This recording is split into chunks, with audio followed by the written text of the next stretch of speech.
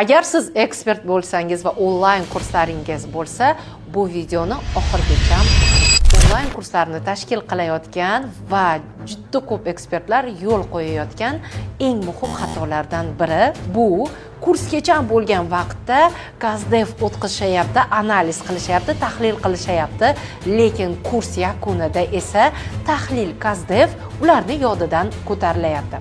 Ammo kurs yakunida siz KazDev o'tkazsangiz, ishoning, keyingi kursingizni amalga oshirish uchun sizda juda ko'p axborot va keyingi kursingiz natijaviyligi yana ham oshishiga bu juda katta yordam beradi. Endi sizga savol, siz kurs yakunida albatta so'rovnoma KazDev o'tkazyapsizmi, yo'qmi? Bu savolga javobingiz men uchun juda ham qiziq. Izohlarda sizni javobingizni kutib qolaman. Agar onlayn kurs qilayotgan tanishingiz bo'lsa, bu videoni ularga albatta jo'natib qo'ying.